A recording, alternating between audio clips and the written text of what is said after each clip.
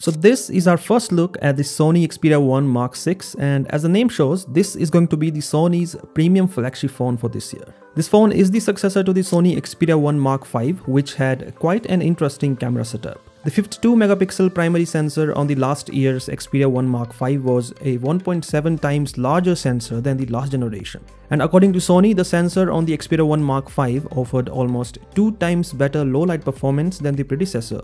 Coming back to the Sony Xperia 1 Mark 6, the phone is reported to have the exact same camera setup as the last year's model, which means if there are going to be any camera upgrades, then all of them will be in the camera software. As for the design, we can see in these renders that the phone looks pretty much the same as last year's phone. But do not let these images fool you, because there is a big change in the design this year. We all know that the Sony Xperia phones have a tall and narrow form factor with a 21:9 display, but with the Xperia 1 Mark 6, the company is going to change that design.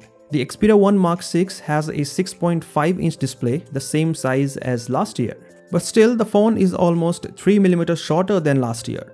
The phone is also wider by almost 3.5mm. And all of this means that the Sony Xperia 1 Mark 6 no longer has a 21:9 display, but rather has an aspect ratio around 19.5:9, which is similar to other phones in the market. And this is a pretty big design change, because since the Xperia 1 in 2019, Sony phones have had a tall 21:9 aspect ratio. The rest of the design language is the same as last year, so we have a flat display on the front with top and bottom bezels, a side-mounted fingerprint scanner, a shutter button, and also a 3.5mm headphone jack on the top.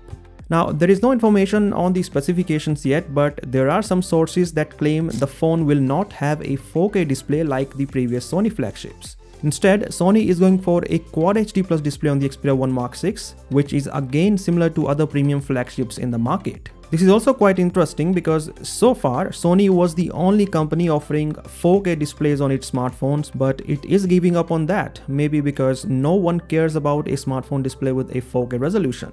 If true, this is a huge change, because for the first time in almost 9 years, Sony will change the display resolution on its premium flagship. Well, it looks like Sony is playing safe this year by ditching everything that made the previous Sony phones different than other smartphones in the market. What are your thoughts on this? Do let me know via the comment section below, and as always, I'll catch you in the next one.